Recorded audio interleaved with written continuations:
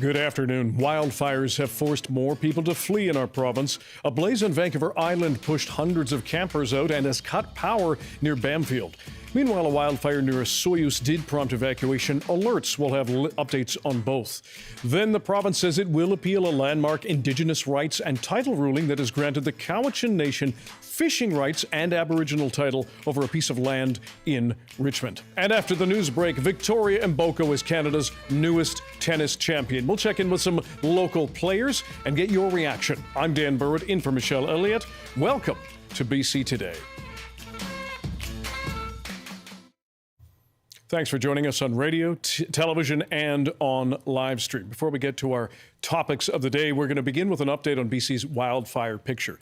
On Vancouver Island, up to 300 people were forced to flee a campground near Port Alberni because of a rapidly growing fire known as Mount Underwood. That blaze ballooned by more than 5 times its size in a span of just a few hours to nearly 9 square kilometers. The BC Wildfire Service says the blaze is displaying vigorous and aggressive behavior, which also forced the closure at the Bamfield Main Road. Let's bring in the CBC's Maryse Zeidler now with the latest. Maryse, thanks for being here. What is the latest about the Mount Underwood blaze?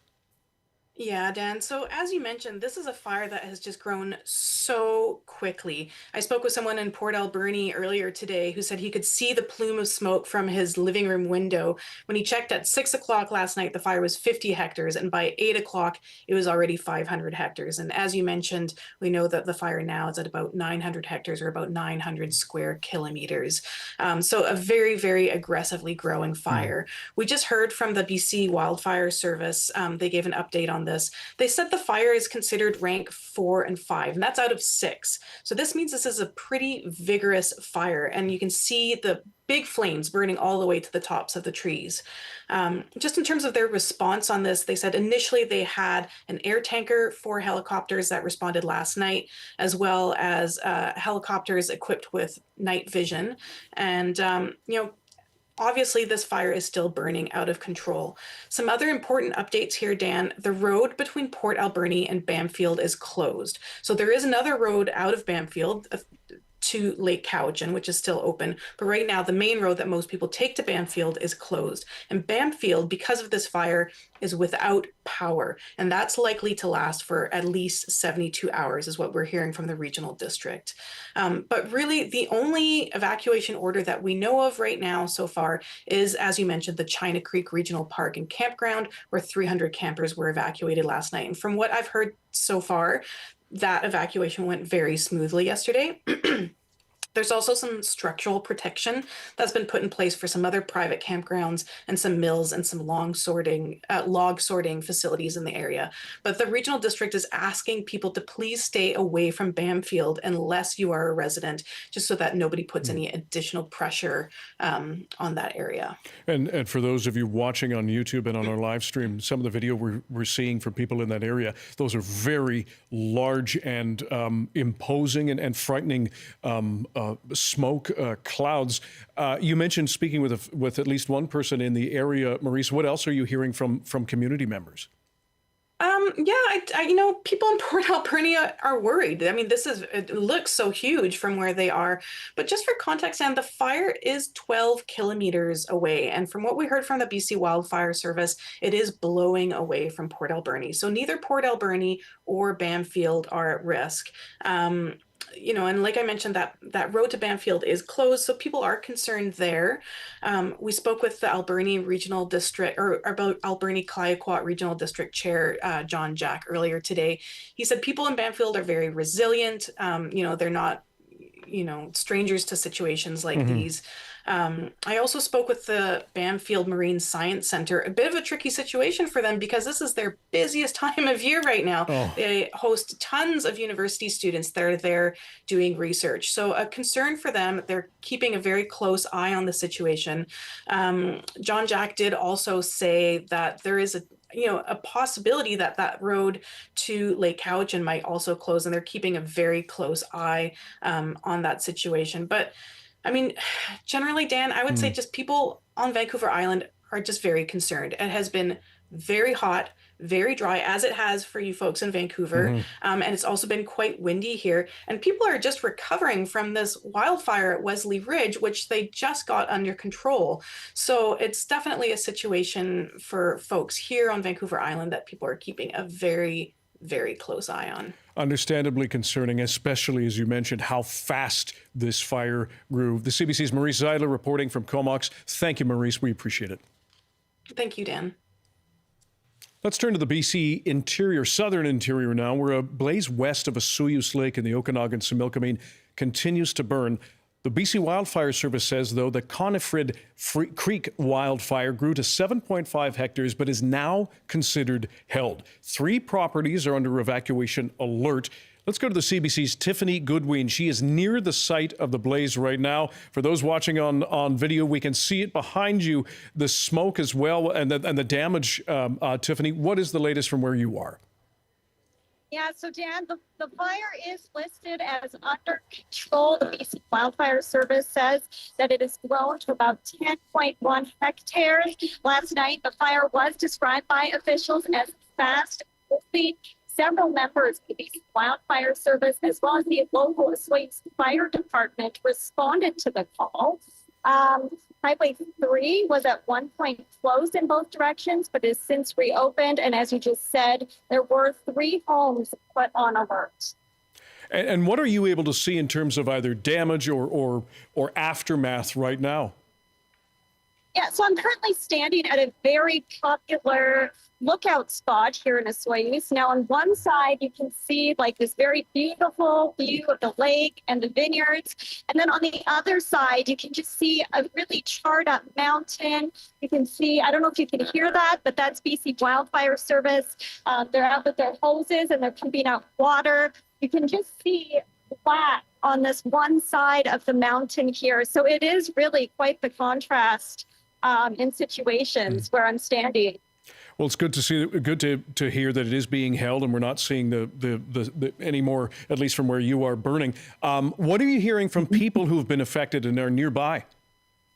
Yeah, so I've been here for a couple of hours, and we've seen, so many people drive up to this spot to check out, some of the damage. And, I met one person that was out here, and he was visiting Osoyoos from Seattle, and he said that he checked into his hotel yesterday around 4:30. Nothing. It was a beautiful day. And then a couple hours later, just smoke and flames. It was orange. He said it was such a shocking scene, so that he felt like he needed to come down here to check out the aftermath. I also spoke to a man who actually lives in the industrial area, which is just down the hill here. And he said the smoke was really bad and he got very worried for his home. But overall, he's just very thankful that BC wildfire crews are able to get this fire under control so that his home and other people's homes didn't have to be damaged by this blaze. We certainly know a lot of people are very thankful for those fire crews who work very fast and are good at what they do. The CBC's Tiffany Goodwein reporting live from Osoyoos. Thank you, Tiffany. Stay safe. Thanks, Dan. You too. It is just before 12:15. You are listening to BC Today. So yesterday, our topics were beating the heat as we deal with some higher than normal temperatures, as well as humidity. Joan wrote us to say mostly they go out early in the a.m. and later near sunset, but if I have to go from A to B during the day, I use a sun umbrella that deflects the heat. There are plenty to choose from. Also, always drink lots of water and wear a hat and long sleeve shirt and pants. Sandra says, when my daughter and I were biking in the Loire Valley in France, very pleasant. It was 32 degrees, so yes, it was hot. A wet towel around the back of the neck was amazing. Ryan says, I drive for a living and usually the air conditioning can't keep up with the heat. So usually I drink a whole bunch of water, or sometimes I'm lucky and can hop out of the truck and run through people's sprinklers. And at home, I brought a small pool that my kids can play in, or I can put my feet in and keep myself cool. Good tips there, Ryan. Also on our discussion about homelessness and whether Canada can end it, Carrie wrote to say, I think we know a housing first strategy is what works best to address homelessness. The challenge is that governments are having trouble spending enough to provide the housing and wraparound supports.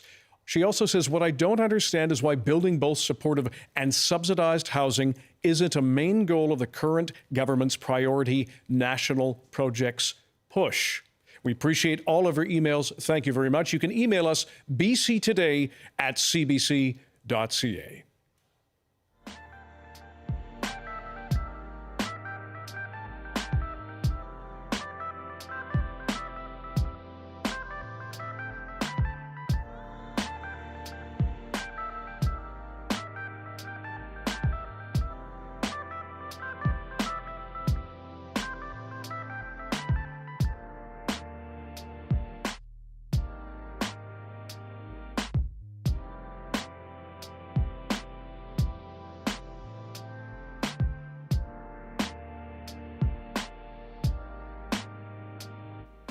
Let's turn now to that landmark decision by the BC Supreme Court earlier this week involving land and fishing rights granted to the Cowichan First Nation on Vancouver Island.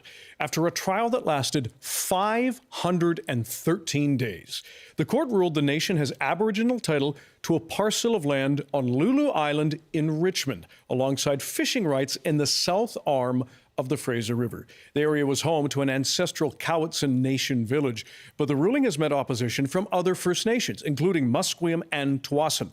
Now, the BC government says it is going to appeal the ruling, stating it strongly disagrees with the decision. BC Attorney General Nikki Sharma spoke with the Early Edition this morning, citing what she calls impacts to private landowners.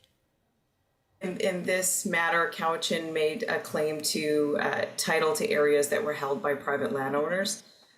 We think that the law, the way it is, has to find a line between respecting what can be very, innocent land purchasers that were not wrongdoers and do anything wrong, and Aboriginal title. We don't think the court got the right balance here. And also, I think what this reaffirms is generally our approach as a government is that we can do better when we sit down with our First Nations partners and come to agreements. BC Attorney General Nikki Sharma. The Musqueam First Nation claims the ruling cuts into their own territory. Chief Wayne Sparrow also spoke with Stephen Quinn early this morning about its reaction to the ruling. The heart of our traditional territory, and like I said, our declaration was submitted to the government in 1976, and we have deep ties to that specific area. And, we had the Sparrow case, which was in the Supreme Court of Canada, not too far from that parcel of land. So it's right in the heart of our traditional territory. Wayne Sparrow says the ruling would limit the Musqueam Nation's own Aboriginal title in fishing rights. And Robert Morales is chief negotiator for the Hulkaminam Treaty Group, a member of the Cowichan tribes. He says the BC government's decision to appeal is unfortunate, and it's up to the nations to come to an agreement. The connections culturally are strong. Families, are part of both nations. So from a cultural perspective, I'm hoping that, this would not escalate and that we are able to come to a reasonable outcome. That was Robert Morales, a chief negotiator of the Hulkaminam Treaty Group and a member of the Cowichan tribes. We're asking you, what do you think of this landmark ruling to grant the Cowichan Nation fishing and land rights? Call us now. You can dial us at 1-800-825-5950, 604-669-3733 here in Metro Vancouver, pound 690 on your cell phone. Please be pulled over or hands-free. You can email bctoday@cbc.ca or leave a comment on our TikTok Live. We appreciate everyone joining us on all the platforms today. Joining us now is Brian Thom. He is the chair of the anthropology department at the University of Victoria. Brian, thanks for your time. What are your initial thoughts on this decision? Well, this is obviously such an important decision, and I appreciate the clips that you played there. I remember when I was doing my doctoral research in the Hulkaminam communities 25 years ago and speaking to many of the elders of that era, and often they brought up this issue of the Tlaktinis village site and how they had great hopes that in the BC treaty process, there'd be some resolution to the recognition of their ancestral connections to that particular village site on the south arm of the Fraser River and the south of Richmond, and their fishing rights on the Fraser. And I know Robert tried for many years, Robert Morales, the clip that you just played, to to argue for that at the treaty table. We heard Chief Cindy Daniels from Cowichan speaking to this yesterday. The frustration of governments not being able to facilitate any kind of recognition of the history, the deep, long, profound history that those nations have at that spot, and the difficult, context that these processes put First Nations in against each other when they're having these overlapping claims kind of discussions. So I think the trial was bound to be long and complex, and boy was it ever. 513 days at trial, the longest trial in Canadian history, in the entire history of Canada. And that decision landed with a thud at 863 pages. So we have a judge who took a very detailed, very careful and lengthy consideration of the evidence of the historical use and occupancy of that area right back to the time of contact and before. Let's go to the calls, and they are coming in. Cam joins us from Cobble Hill. Cam, what do you make of the ruling? Well, I think it's very scary. I think what happened in Haida Gwaii, I guess was called Queen Charlotte's, is kind of a bellwether of what's going to happen. And I think CBC and that should look at actually how much these bands are receiving financially. How much does the Cowichan tribes receive from the federal government and all levels of government financially before they even look at anything like this? Because they only want is more money. And Cam, to be fair, this is in the context of colonial takeover of First Nations and Indigenous people. So they're already asking for money for compensation already. They want to be compensated for it. They've already said that. Oh, okay. But let's make sure we have the context right. That this is the again colonial takeover. Well, but then we I understand. Pay them when we took over how much it was worth then. I'm not sure that's a fair comparison, but I hear your point, Cam. Thank you very much. If I can ask you, Brian, just for people who don't know, describe the area in question here. Sure. We're talking about an area not too far from the Silver City Cinema in Richmond. If anybody's watched a movie there, just a little upriver from that. It was operated for years and years as the City of Vancouver's landfill.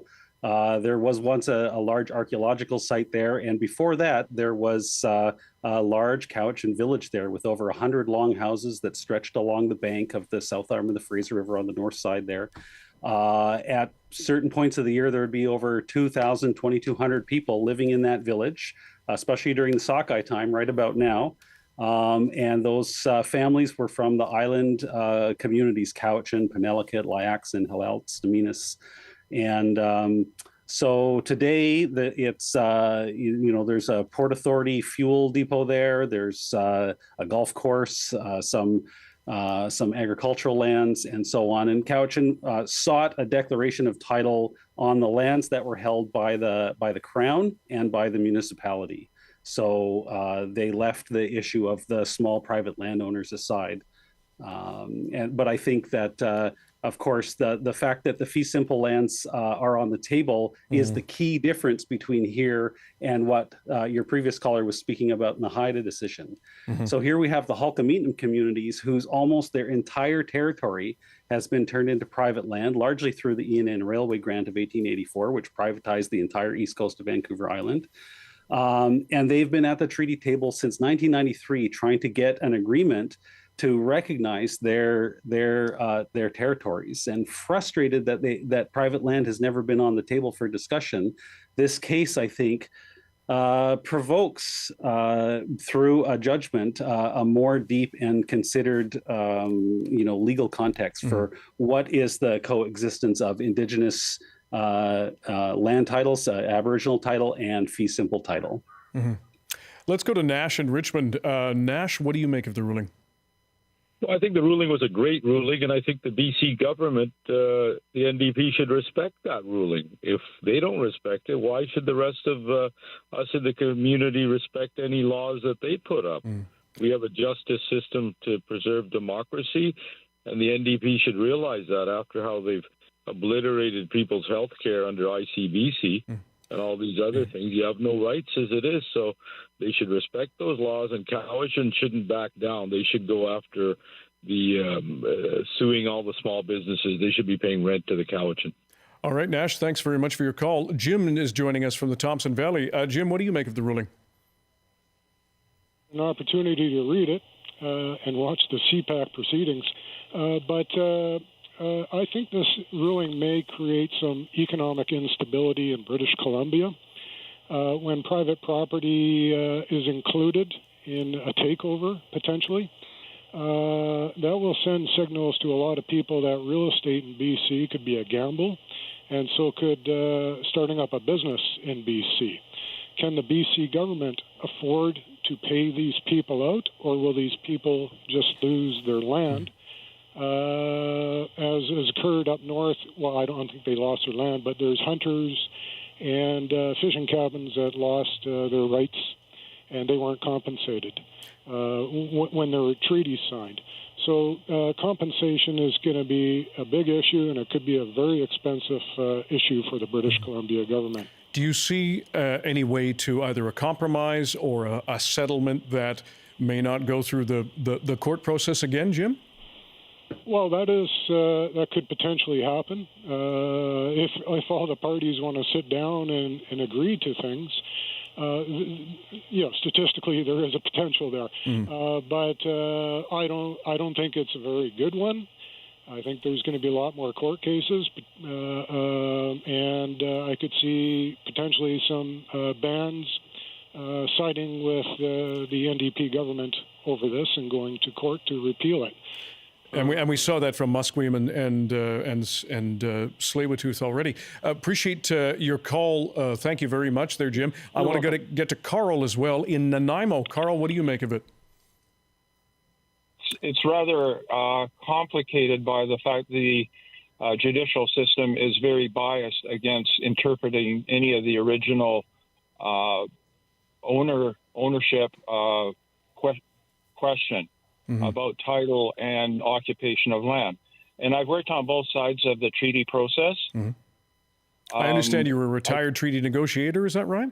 That's right, from the provincial government. So based on your expertise, what do you see happening next? Well, number one is it's a very flawed treaty process. We've heard that concern before. Yes, and the negotiator, Mr. Maryse, for the Cowichan, spoke very, I think, to the point that it has to be the First Nations having a lead role, that the relationships between the different families along the river. I was born and raised right in that area, New Westminster, called the Royal City. It's totally, it's drenched in history that predates 1858, which is when New Westminster was founded. So what we have is a contrasting judicial system that does not interpret very accurately and fairly, in my view, those kind of land issues that predate occupation of the land by a colonial interest. And Carl, just before we hit the news break, and we're going to continue with this topic, folks, so if you're on the line, please stay with us. And Brian, if you could hang on just a little bit longer than we planned, because we're getting a lot of calls. Do you suspect that instead of going through the courts, that they can find a way to do this outside a courtroom? Well, I would hope so. In recent years, I mean, I started in '95 in the treaty negotiation process. There's been some evolution, some more creative thinking of outside the box of the official treaty process. And I hope that the provincial government can accommodate that kind of thinking. So, I think First Nations for too long have had to be on the sideline. A lot of these issues to do with title and rights, and they weren't listened to. The treaty process itself was biased in the sense that the two governments set the guidelines. All these lines of territories are arbitrary. It was not a fair process from the get-go, in my view. Carl, we really appreciate your time and perspective as somebody who's clearly been involved with this a lot. Again, we're going to stick with this topic through our news break. Brian, Thom with University of Victoria, if you would stay with us, and everybody who's on the line, please stay on the line. We'll come back to you after this news update with Tarnjeet Parmar. Good afternoon. Fire crews continue to work on a new wildfire near Port Alberni that has forced the evacuation of a local campground. The Mount Underwood wildfire is measured at 8.6 square kilometers and has led to the closure of the highway between Port Alberni and Bamfield. Initial attack crews have been brought in along with helicopters and heavy equipment. Several heat records were broken in communities across southern BC yesterday. Environment Canada says daily records fell in Victoria and Nanaimo, with temperatures reaching the mid-30s. Heat advisories remain in place for Metro Vancouver and the Fraser Valley today. Homicide investigators continue to canvass an area in Abbotsford following a fatal shooting that happened at an apartment yesterday afternoon. Police were called to the building located at Cardinal Avenue at around 4 p.m. That's where they found the victim dead inside. One person was found at the scene and has been taken into police custody. And a man suffered serious injuries when his truck was struck by a train just before 7:30 this morning in Port Moody. Police say the driver failed to yield to the West Coast Express at the Reed Point Marina train crossing. The force of that collision ejected him from his vehicle. The commuter train was stopped for an hour while first responders and investigators managed the scene. Those are your news headlines. For more information, you can go to the website cbc.ca/BC. Thank you very much, Tarnjeet Parmar. Tarnjeet Parmar in the CBC Vancouver newsroom. Thank you for joining us here on BC Today. I'm Dan Burwood in for Michelle Elliott. We're discussing the BC government's decision to appeal a landmark Aboriginal title ruling over land right near the Fraser River on Lulu Island in Richmond. Want to go to Darlene now, who's been waiting patiently in the Fraser Valley. Darlene, thanks for joining us. What do you think of the ruling? Well, I'm not too much in favor of it, to be honest with you, because what stops that from any other areas in British Columbia that are going to be, land claims? And I know that already there's certain land that people have issues with that's adjacent to Crown land. Mm-hmm. And they have problems trying to get onto their land sometimes because they have to cross a small portion of native land to get to their land that they bought years ago. Mm-hmm. And then the ruling that I understood that was passed is any available Crown land that comes up for sale that the Indigenous get first option to buy. I haven't read that in this ruling in particular, Darlene. I appreciate that. Thank you for your call. We should point out, as Brian Thom, as you said, from the University of Fraser Valley, 513 days this trial was, an 800-page ruling. There are still people, journalists, lawyers, others, and we've called former attorneys general who say, I still need time to go through all of this. So there is still a lot of work to do. Is it fair to say to interpret more of what this ruling could mean, Brian? Yeah, certainly. I'm at the University of Victoria, and I know our University of Victoria's Indigenous law program here is also the professors and the students are reading this with rapt attention. I'm sure that's all they were doing all weekend, because the judge only doesn't go into the issues of history and the Canadian common law. She actually takes a pretty deep dive into Indigenous law. What are the Coast Salish Indigenous legal orders around property? How did it work? At the time of contact, what did ownership rules look like? How did those play out between communities? And so it's a very nuanced and detailed dive into two legal systems, really, the Canadian conventional legal system and the Indigenous legal system. We have some messages on TikTok. We appreciate everybody watching and commenting on there. Andrew Stramotic, says, the government knew it wasn't their land to sell or allow to be registered, so it's not something that the BC government should not be allowed to appeal and delay the inevitable. And Islander says, long overdue. Brian, Thom, for people who are listening to this and reading this, we know that there is concern around private land and fee simple land and concerns around whether or not it can be taken away from them. Without asking you for legal advice, what would you say to people? I'm an anthropologist, there you so go, I can't exactly. give you legal advice. Yeah. What would you say to people based on your depth of research? What would you say to people who say, I'm worried?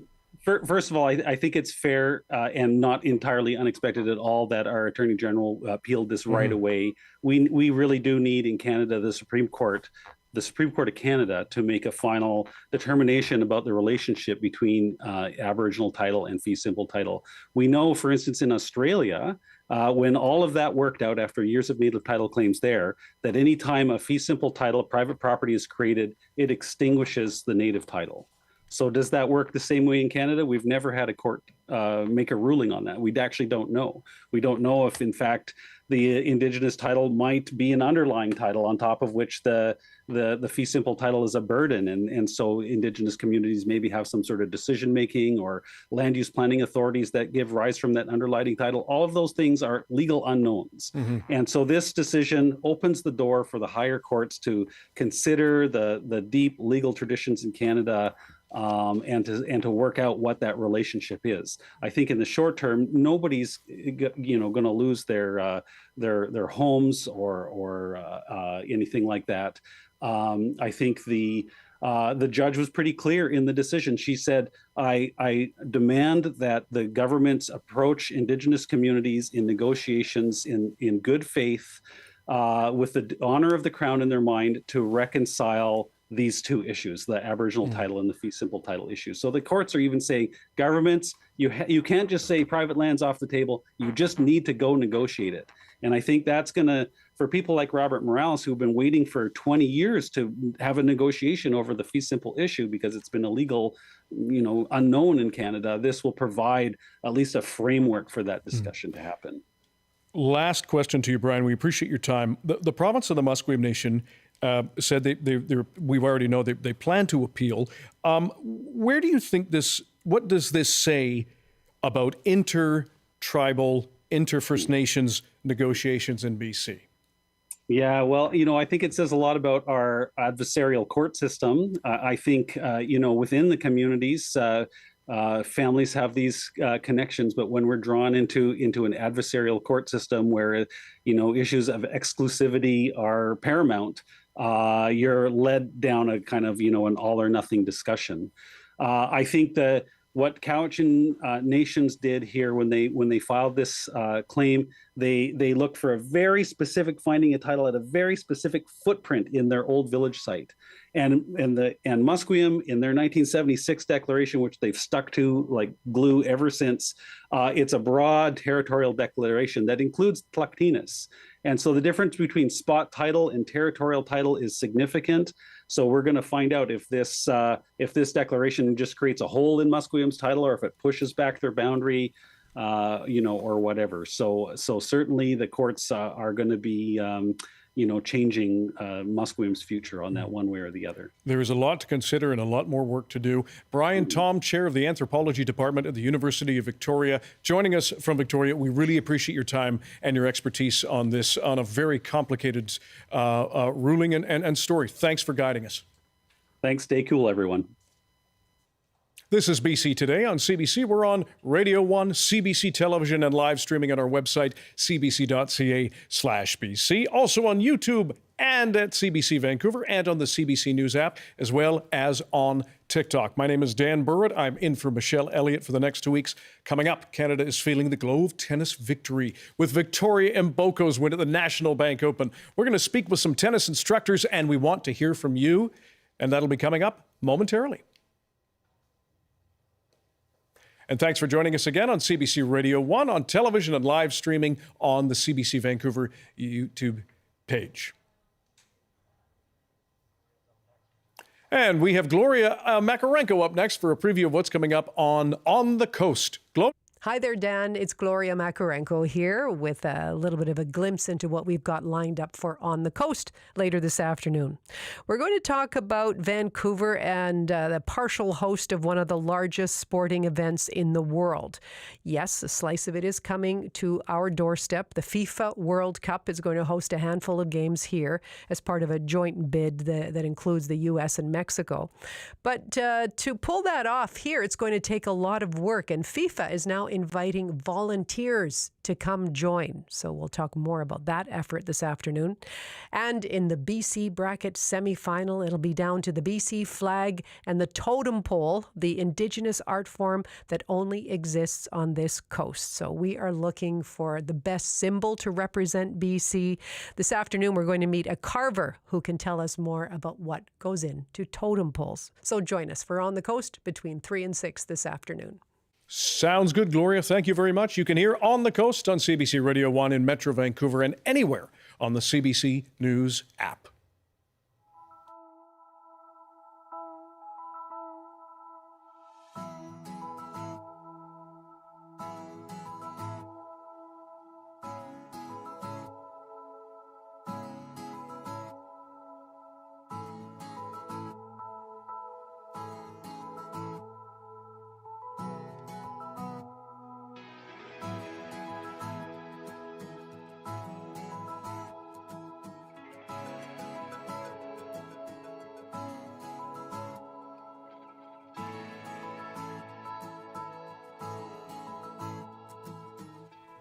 Canada has a new tennis champion, and she won it on home soil.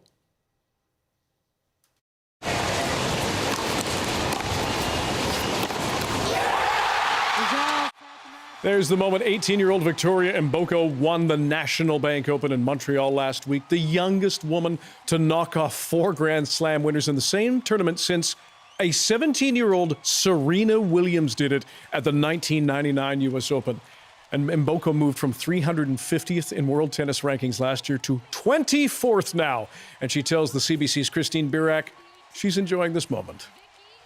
I actually just remember the match point and like the game kind of leading up to the victory, and I was like just staying there. Like I was giving myself like the biggest pep talks too. It felt really rewarding at the end because, you know, when I kind of dropped my racket and kind of fell to the floor and so many people were cheering for me, and it was kind of a surreal experience, and I couldn't be more grateful. To be playing, first of all, in front of the Canadian crowd, it's been amazing. They're super supportive of me, and I couldn't thank them enough because they were really motivating me to keep going even in difficult times in the matches. I know you were looking up to Naomi Osaka. What do you think now when you hear that there are kids looking up to you?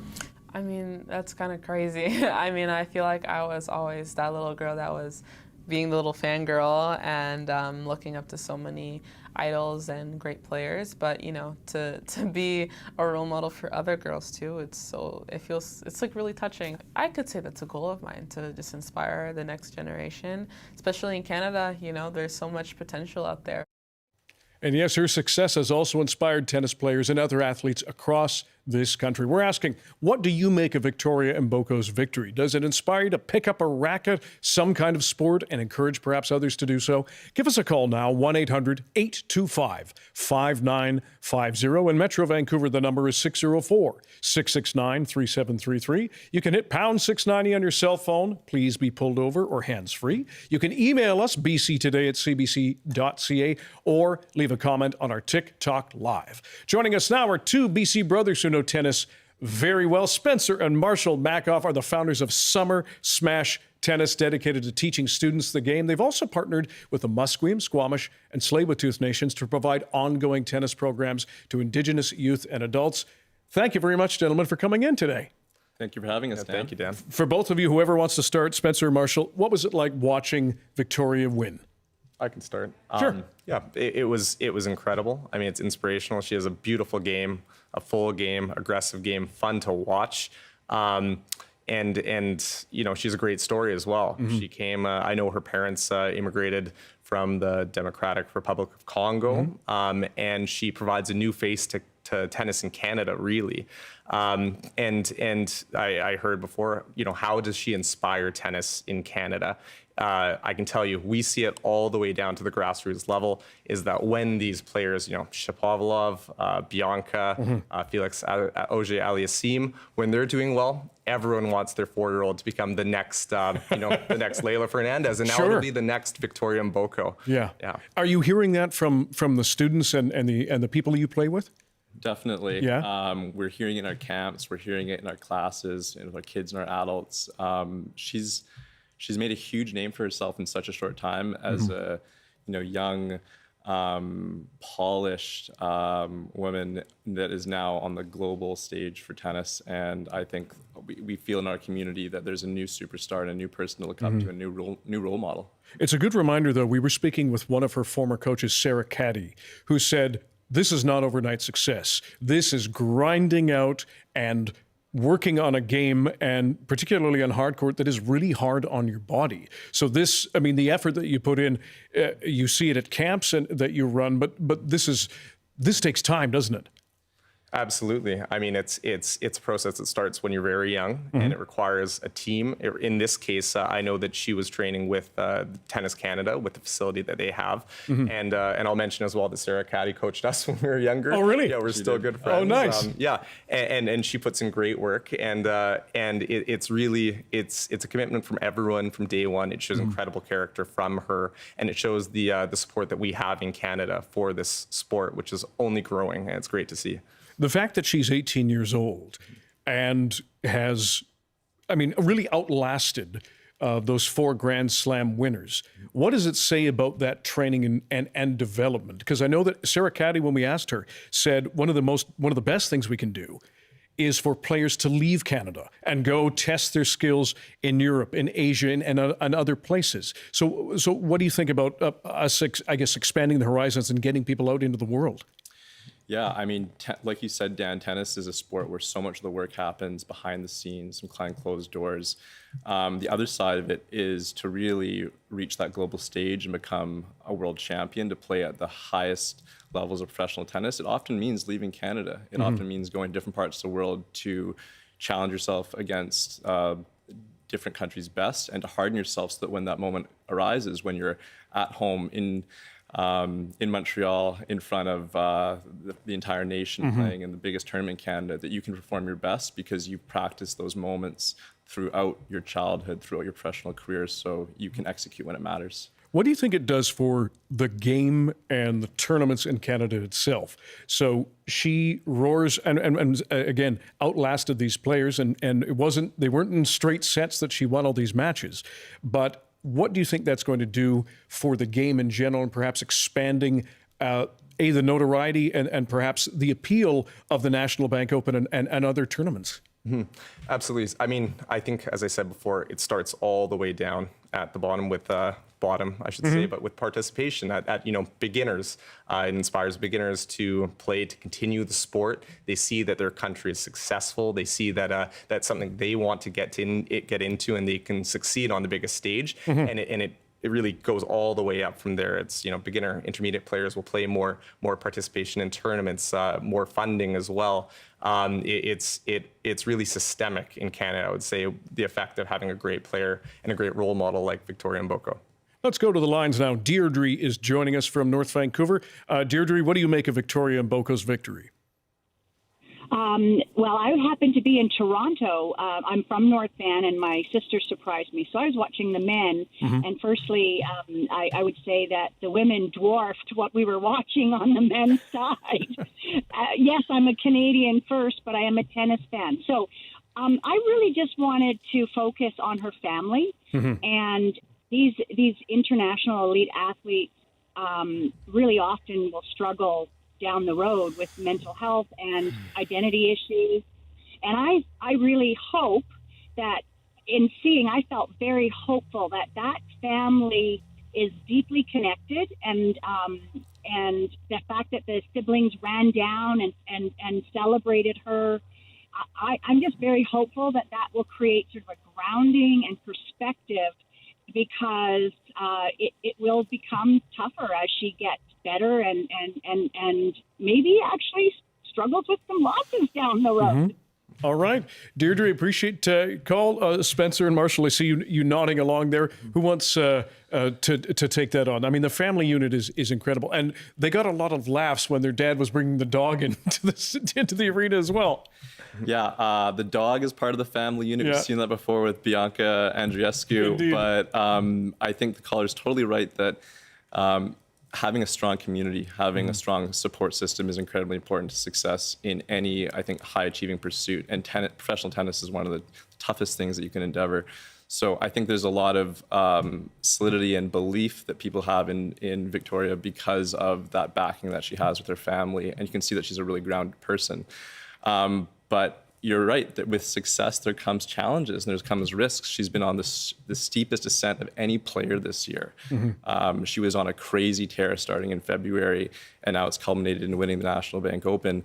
Now she has to deal with the expectations of success, especially with the US Open around the corner, and to see the long-term path of what it means to be a professional, not just in this month or next month, but over the next coming years as she stays on tour and as she continues to compete. We're talking about Victoria Mboko's victory in the National Bank Open. What do you make of her victory? What does it do for you as a tennis fan or as a sports fan in general? Does it make you want to pick up a racket of any kind? Give us a call now, 1-800-825-5950, 604-669-3733 is our number, pound 690 on your cell phone. You can email us, bctoday@cbc.ca, and you can go on to our TikTok page, our TikTok link, CBC British Columbia, and we love to see all of the messages there. Spencer and Marshall, I want to talk about Summer Smash Tennis. Not only have you been running this for a number of years, you've partnered with Musqueam, Squamish, and Tsleil-Waututh to bring more tennis to more Indigenous people. Why'd you decide to do that? This has been, I think, a cause that's been very close to our hearts for a long time. Growing up as tennis players in British Columbia, we were one of very few visible minorities. And so our business, Summer Smash Tennis, is really predicated on expanding the frame of what accessibility means, firstly to the Vancouver public, but since the spring of 2023, to local First Nations communities. So we started offering programs for youth and adults at Squamish Nation at Chief Joe Mathias Center in 2023. And since then, we've expanded to offering programs at Tsleil-Waututh Nation and at Musqueam Nation on reserve in a fully subsidized capacity to give people the opportunity to try a sport that they might not have the opportunity to do so in their home communities. And what sort of response have you had from Nation members? It's been excellent. I mean, it starts small with this sort of project, and I will say it starts with a healthy degree of skepticism, because tennis is perceived, and I think rightly so, as a white settler sport, right? And so you go into communities and you first have to, consult what do they need, right? What are the programs that they need? Where do they see this going? And from there, you have to build trust, right? And myself and Spencer, we both go into community, we coach, we send our best coaches there. And what we've seen is season after season, year after year, now there is trust with respect to the sport. And it's grown significantly. I mean, both in terms of participation, but also in terms of the quality of players that we've produced. I will mention we have an instructor now, a Tennis Canada certified instructor, who started with us in programs with Spencer in a gym in Tsleil-Waututh Nation. It's Selena Durame. She is a Tsleil-Waututh member, and it's inspiring to see, how someone can grow in this setting from, a total beginner to being a strong player to being a tennis certified instructor who is now actually coaching in community with us. And so it's been a really great response, which has built over time, I would say.